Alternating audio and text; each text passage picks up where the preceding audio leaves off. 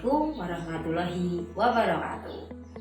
Hai sahabat rumah belajar, bagaimana kabar kalian? Semoga tetap sehat dan semangat. Kembali lagi berjumpa dengan Ibu Anita Isayati sebagai peserta pembatik level 3 dari SMK Negeri Matesik, Kabupaten Karanganyar, Provinsi Jawa Tengah.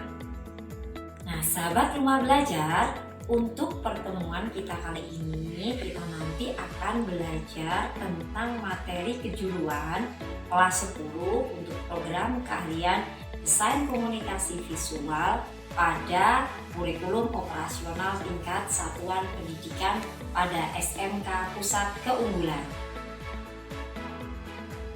Sahabat rumah belajar, selamat menyaksikan tayangan video berikut ini. Sahabat rumah belajar, untuk video pembelajaran kali ini kita akan belajar di subbab 2, yaitu aman dan selamat itu utama, tetapi pada topik keselamatan pada peralatan kerja. Nah, di sini untuk capaian pembelajaran pada akhir fase E, kalian diharapkan mampu menerapkan manajemen produksi bidang desain secara menyeluruh pada berbagai industri ekonomi kreatif lainnya, antara lain K3LH, kreativitas dalam proses kreasi dasar desain dan menerapkannya dalam elemen dasar perancangan dan proses desain dan produksi dalam eksekusi kerja desain komunikasi visual secara mandiri. Tujuan pembelajaran kali ini yaitu yang pertama, kalian diharapkan mampu memahami konsep keselamatan kesehatan kerja di lingkungan kerja. Kemudian yang kedua, menerapkan keselamatan dan kesehatan kerja di lingkungan kerja. Dan yang ketiga, menerapkan dasar perancangan dan proses desain dan produksi dalam eksekusi kerja. Nah, di sini ini adalah kedudukan dari keselamatan pada peralatan kerja di bab 2, yaitu aman dan selamat itu utama. Nah, di sini ya kita coba untuk penjabarannya. Untuk keselamatan pada peralatan kerja ini ada 3, yaitu mulai dari alat gambar, kemudian alat fotografi dan videografi, dan alat komputer. Yang pertama, alat gambar. Nah, untuk alat gambar di sini ada pensil, rautan pensil, kuas, cat warna, krayon, penggaris, dan pena. Untuk pensil sendiri, cara merawatnya yaitu jaga jangan sampai jatuh, kemudian jaga ketajamannya, dan yang ketiga, simpan di tempat penyimpanan. Yang kedua adalah rautan pensil. Nah, untuk rautan pensil itu ternyata juga perlu diperhatikan dalam penggunaannya. Kondisi pisau rautan itu akan mengalami degradasi ketajaman setiap saat setelah beberapa kali pemakaian. Pisau rautan yang sudah tidak tajam justru akan merusak pensil yang diraut. Selanjutnya ada kuas.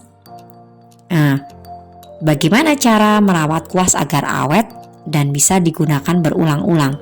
Yang pertama yaitu perhatikan pada cara penyimpanan kuas, dan yang kedua kalian juga harus menjaga kebersihan pada bulu kuas setelah digunakan menggambar atau melukis. Caranya bagaimana? Yaitu dengan menggunakan air bersih atau air yang telah dicampur dengan sabun. Kalian bisa cuci itu dan mengeringkannya. Nanti bisa dipakai kembali. Selanjutnya ada cat warna. Nah, untuk cat warna ini biasanya dikemas seperti tabung atau botol kecil.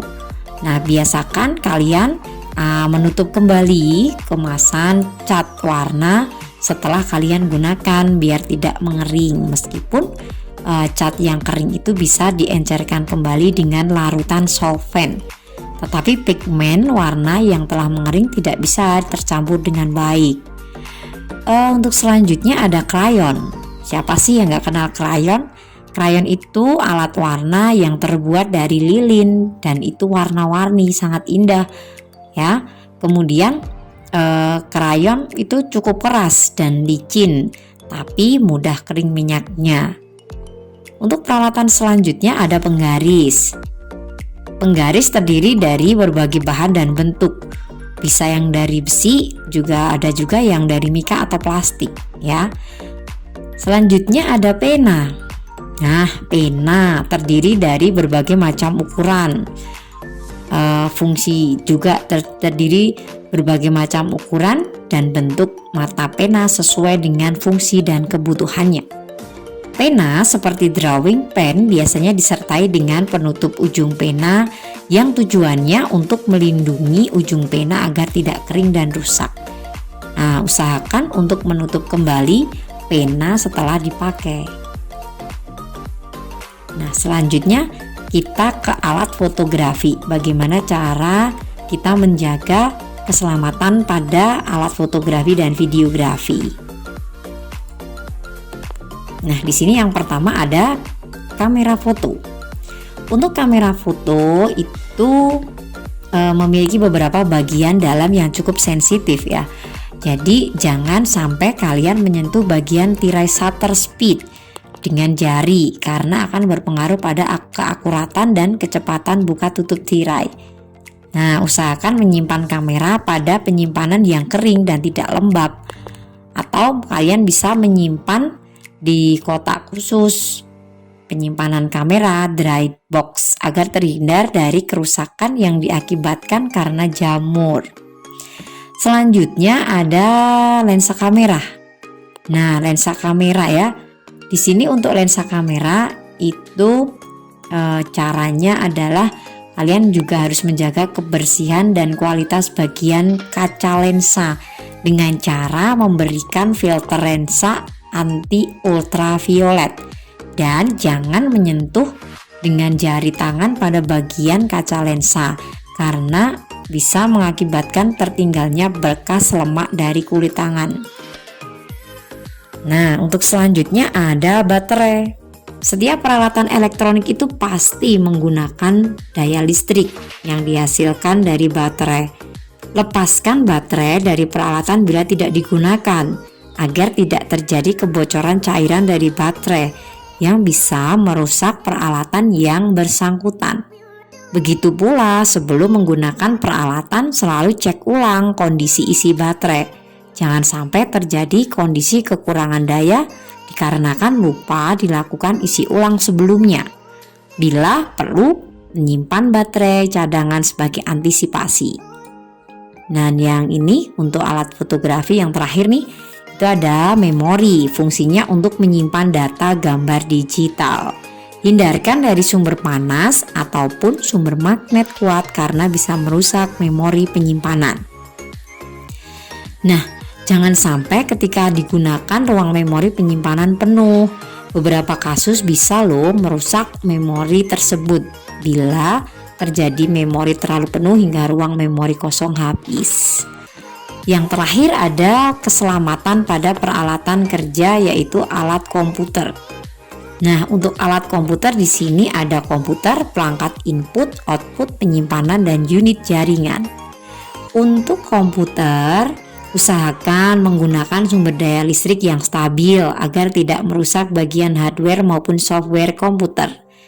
Selanjutnya, jangan biasakan posisi sleep atau hibernate pada proses mematikan komputer, karena pada kondisi ini beberapa hardware masih aktif. Kemudian, untuk sumber daya laptop menggunakan baterai yang mempunyai jangka waktu penggunaannya sesuai dengan kapasitas isi baterai. Usahakan segera melakukan pengisian baterai sebelum benar-benar kehabisan. Biasanya sampai kondisi kurang dari 10% masih dibiarkan saja. Nah, ini ternyata sangat tidak disarankan. Perangkat input, unit perangkat input ini terdiri dari mouse, digitizer, keyboard, dan scanner. Nah, Pada jenis mouse dan keyboard nirkabel itu perlu dicek ulang kondisi baterainya dan disiapkan cadangan baterainya. Selanjutnya untuk alat scanner membutuhkan perawatan pada kaca atau lensa scannernya agar tidak sampai tergores atau pecah. Output ini terdiri dari alat cetak dan alat tampilan seperti layar, monitor, dan proyektor. Untuk unit penyimpanan itu berupa penyimpanan internal maupun eksternal. Unit ini juga rentan rusak terhadap medan magnet maupun panas yang berlebih.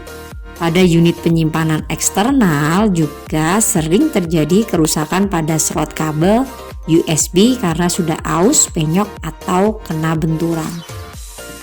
Yang terakhir unit jaringan. Unit jaringan berupa alat modem yang fungsinya menghubungkan komputer pada jaringan data internet.